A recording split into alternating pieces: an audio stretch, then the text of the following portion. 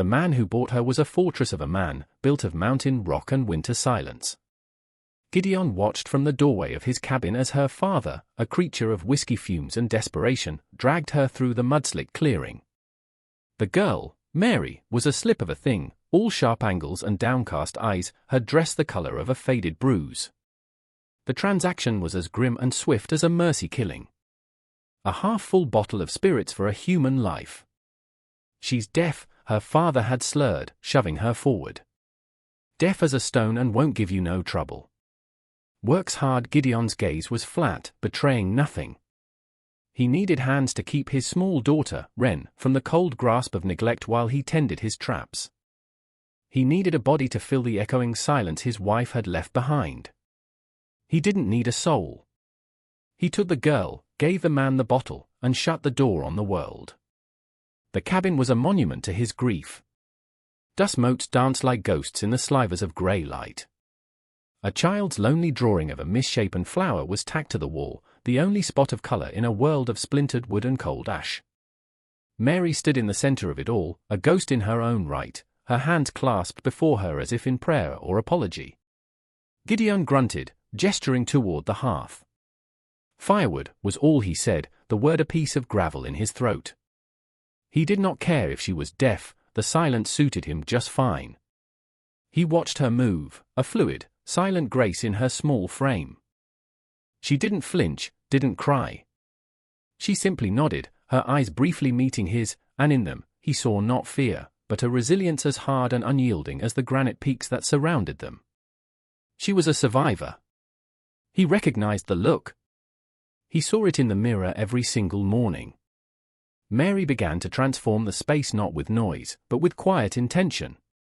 She moved through the cabin like a slow, warming current, her silence a stark contrast to the clatter and song of Gideon's late wife, Sarah. The memory of that song was a constant ache in his ribs.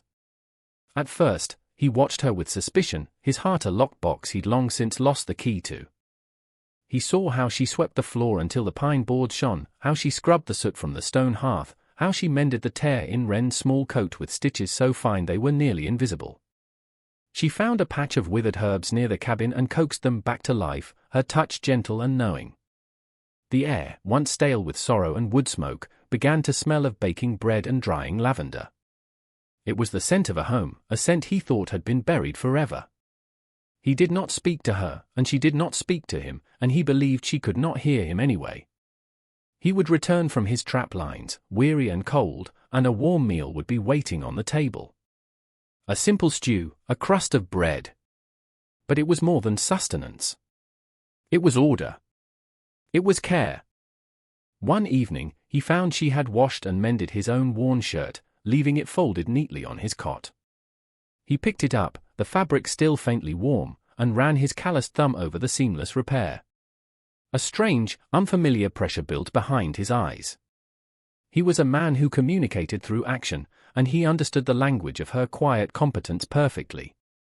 It was a language of profound, unspoken kindness, and it was slowly, meticulously, beginning to dismantle the walls he had built around his frozen heart. The truth all began with the child.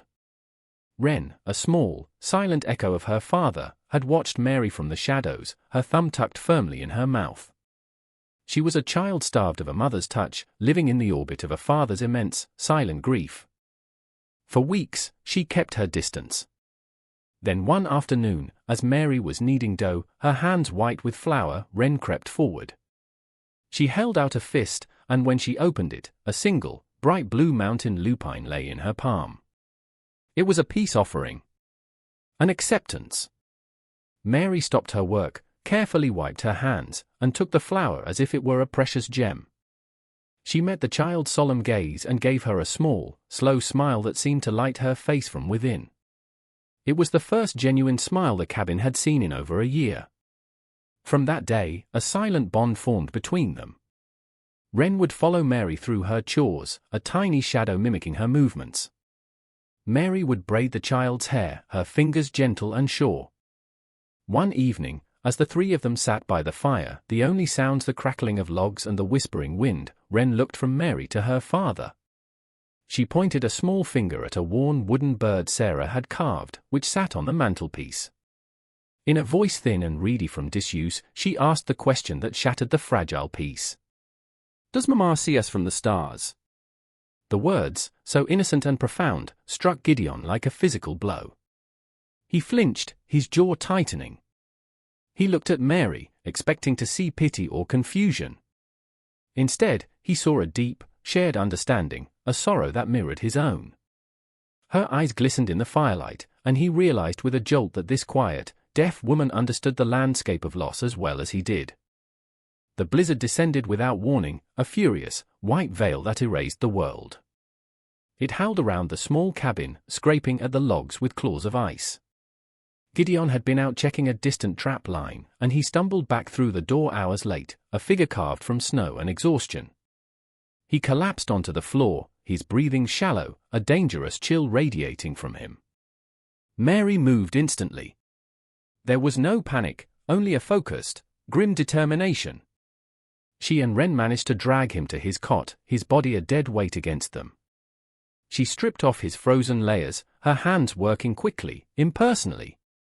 But as she touched his skin, she felt the unnatural heat beneath the chill. The fever was already taking hold. The cabin became their entire universe, a small wooden ship tossed on a sea of white. Mary worked tirelessly, melting snow for water, brewing a bitter tea from the herbs she had salvaged. The storm raged for 3 days, and for 3 days, Gideon drifted in and out of a fevered haze. It was during the second night, with the wind shrieking like a banshee, that he began to talk. He was delirious, his defenses obliterated by the sickness. He believed he was speaking into the void, to the deaf woman who could not judge him. And so the words came, a torrent of grief and guilt held back for more than a year. He spoke of Sarah, of her laugh, of the way she died, her body racked with a fever just like this one. "I couldn't save her," he rasped, his voice raw with anguish.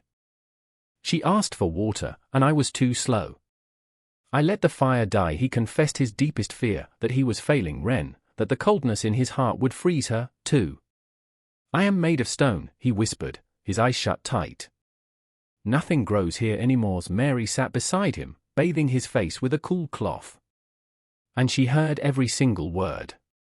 Each syllable was a stone dropped into the quiet pool of her heart, and she absorbed his pain as if it were her own. She was not deaf. She had never been. It was a shield she had used to survive her father, a wall of silence to protect her from a brutal world. And now, in this isolated cabin, her shield had become a confessional, and she was the keeper of this broken man's shattered soul. The fever was a relentless beast, trying to drag Gideon down into the dark. Mary refused to let it win. She was no longer just the purchased help, she was a guardian, a protector of the fragile life flickering in the man on the cot. She forced sips of the herbal broth between his cracked lips. She piled every blanket they owned on top of him, fighting the deep, shuddering chills that racked his body. Wren, small and brave, became her little assistant, fetching rags and adding small sticks to the fire, her face a mask of solemn concern. The child seemed to understand that they were in a fight for her father's life. During the long hours, Mary's thoughts drifted. She heard his fevered confessions echoing in the small space. "I am made of stone." She looked at his face, usually a hard mask of indifference, now vulnerable and unguarded in his delirium.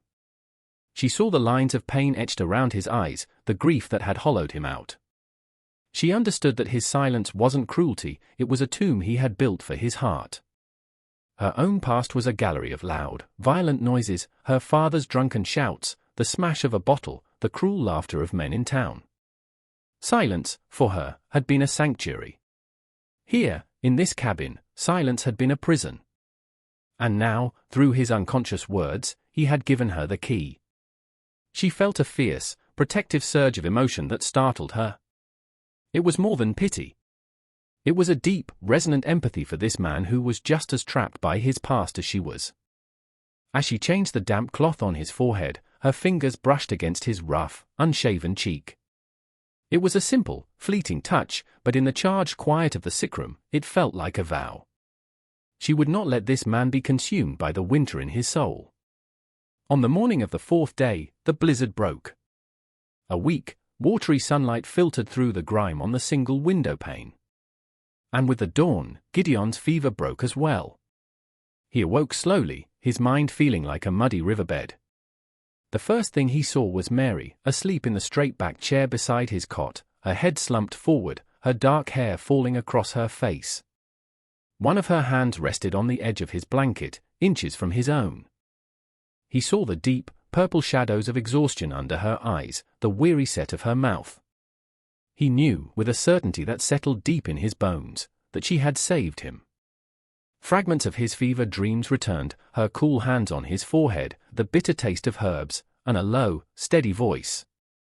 No, not a voice. A presence. A constant, silent vigil. Then came the other memories, the words he had spilled into the darkness, the confession of his deepest failures and fears. A hot wave of shame washed over him. He had laid his soul bare to this stranger, this woman he had bought like a piece of livestock. He had shown her the hollow, broken thing he was. He watched her breathe, the slow, even rhythm of her sleep. He should have felt exposed, angry. Instead, a different emotion surfaced, something quiet and profound. He felt seen. He had spent a year ensuring no one could see past the wall of his grief, and this silent woman, in his moment of greatest weakness, had slipped through every defense without a sound. He looked at her not as the deaf girl his shame had allowed him to confess to, but as Mary, the woman who had fought a blizzard and a fever to keep him and his daughter alive. The stone in his chest shifted, just a fraction. It was the first sign of a coming thaw. A week later, just as a fragile sense of normalcy was returning to the cabin, a shadow fell across the doorway. It was Mary's father, his eyes bloodshot and greedy. The whiskey was gone, and his brief sobriety had only made him meaner. "Came for what's mine," he snarled, his gaze fixing on Mary. "The deal's off." "A bottle ain't enough for a good worker like her." He took a stumbling step into the cabin, reaching for her, his hand clamping around her arm like a manacle. Mary flinched violently, a lifetime of fear rising in her throat, but she made no sound. Her deception was her only armor. Wren let out a small cry and hid behind Mary's skirts. Gideon had been outside, splitting wood, he streaked slowly returning. He heard the man's grating voice and moved to the doorway, the axe still held loosely in one hand. He was thinner, paler, but his eyes burned with a cold, clear fire the man had never seen before. He took in the scene in an instant, the terrified girl, the crying child, the predator in his home. He didn't raise his voice. He didn't need to. He simply stepped forward, placing himself between the man and Mary. "Let her go," he said, his voice low and steady, each word a heavy stone. The father sneered. "She belongs to me. I'll sell her to the loggers upriver if you won't pay." Gideon's eyes flickered to Mary, to the fear in her face, and something inside him solidified, turning from fractured stone into solid steel. He reached out and placed his hand gently on Mary's shoulder, a clear, possessive, and protective gesture. "She is not for sale," Gideon said, his voice ringing with absolute finality. "She is home." He reached into his pocket, pulled out his last silver coin, and tossed it at the man's feet. "Take it. And if you ever set foot on this mountain again, I will not be so generous." The father, seeing the promise of violence in Gideon's calm stance, snatched the coin and scrambled away, disappearing back into the woods from which he came. The silence that followed the father's departure was thicker and more charged than any that had come before. Gideon's hand was still on Mary's shoulder. He could feel the fine tremor running through her. His public declaration, spoken only to a wretch, echoed in the small space. "She is home." He had spoken the truth without thinking, a truth that had risen from a place deeper than his grief. He finally let his hand fall away. The moment of truth had arrived, and they both knew it. Mary turned to face him, her eyes wide and luminous with unshed tears. She took a deep, shuddering breath, a breath that seemed to gather all the courage she possessed. This was the end of her shield. The end of her silence. Wren, still hiding, peeked out from behind her legs and whispered, "Is the bad man gone?" Mary looked down at the little girl, then back up at Gideon. And she spoke. Her voice was quiet, unused, but clear as a mountain spring. "Yes, little one," she said softly. His gone, the sound of her voice struck Gideon with the force of a physical blow. It wasn't just that she could speak, it was the warm oath, the gentle music in it. His mind reeled. Deaf as a stone. It had all been a lie. She had heard everything. Every raw, desperate confession. Every whispered regret about his wife. Every fear about his daughter. The shame returned, hot and suffocating. But as he looked into her eyes, he saw no judgment. He saw no pity or scorn. He saw only a profound, shared vulnerability. He saw the woman who had saved him, who knew the very worst of him and had stayed. She held his gaze and spoke again, this time only to him, her voice barely a whisper. "I heard you, Gideon." It was not an accusation. It was an acceptance. He realized then that her deception was born of survival, not malice. Her silence had been a gift, an accidental sanctuary where he could finally unburden his soul. He didn't feel betrayed. He felt known. The seasons turned, and the melody of life in the small cabin changed. The heavy, oppressive silence of grief was replaced by a new quiet, one that was comfortable, easy, and filled with unspoken understanding. Words were still used sparingly, but now they were imbued with warmth and meaning. Gideon would return from the woods and say, "The creek is thawing," and Mary would know he was also speaking of his own heart. She spoke more freely now, her voice a gentle current in their lives. She taught Wren the names of the wildflowers and the constellations, and the sound of their soft laughter became the cabin's new hearthfire. Gideon found himself speaking of Sarah, not in delirious, guilt-ridden whispers, but in quiet, fond remembrance. He told Mary about the wooden bird on the mantel, how Sarah had carved it one long winter, her hand surprisingly deft. Mary listened, her presence a balm, honoring his past without being overshadowed by it. She was not a replacement for what he had lost, she was the foundation for what he was building anew. One afternoon, he found a small, tarnished silver ring in Sarah's old memory box. He polished it until it shone and, with hands that trembled slightly, offered it to Mary. He had no poetic words, only a simple, direct question in his eyes. She answered with a slow, radiant smile and let him slide the ring onto her finger. It was a perfect fit. They had become a family, not by contract or by chance, but by the slow, deliberate weaving together of three broken threads into a single, strong cord. They were a testament to the quiet power of resilience, a family forged in a crucible of silence and storms, proving that even in the harshest wilderness, a home could be built, and a frozen heart could learn to beat with the warm, steady rhythm of love. Their life was a quiet poem written in the language of shared glances and gentle touches. He taught her how to read the tracks of a deer in the snow, his large hand guiding hers, and she taught him how to find the first edible shoots of spring, her knowledge of the earth a quiet magic. The cabin, once a shell of sorrow, was now filled to the brim with life. Jars of preserved berries lined the shelves, colorful rags were being woven into a warm rug for the floor, and Wren's cheerful drawings papered the walls. The harsh edges of the world seemed to soften at their doorstep. Gideon, the mountain man who had believed himself to be made of stone, found that he was capable of a tenderness that surprised him. He would watch Mary as she hummed a soft tune to Wren, her head bent over a storybook, and a feeling of profound peace would settle over him, a peace he thought he would never know again. She had not just healed his home, she had healed him. She had listened to his darkest secrets and had not run. Instead, she had held them gently and shown him that his broken pieces could be reassembled into something stronger.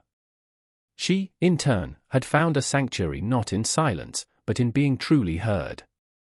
In Gideon's steady presence, she found a safety she had never known, a place where her strength was not just for survival, but for building a life. Their journey had begun as a grim transaction, a desperate measure against the encroaching cold. But it had blossomed into an earned peace, a quiet, resilient love story proving that sometimes, the most profound connections are forged not in grand declarations, but in the silent, shared spaces between two souls who are brave enough to let each other in. This story of Gideon, Mary, and Wren teaches us a powerful lesson about healing and the unexpected places we can find home. It shows that even the most broken hearts, frozen by grief and trauma, can be thawed by the persistent warmth of quiet kindness and unconditional acceptance. Their journey reminds us that true communication goes far beyond words. It lives in our actions, in our vulnerability, and in our courage to see the good in others, even when they cannot see it in themselves. It's a testament to the fact that family isn't always something you are born into, but something you build through loyalty, protection, and love. If their story of redemption and finding light in the darkest of places moved you, please consider subscribing to our channel for more emotional and inspirational stories. Click that notification bell so you never miss a tale that touches the heart. Thank you for watching.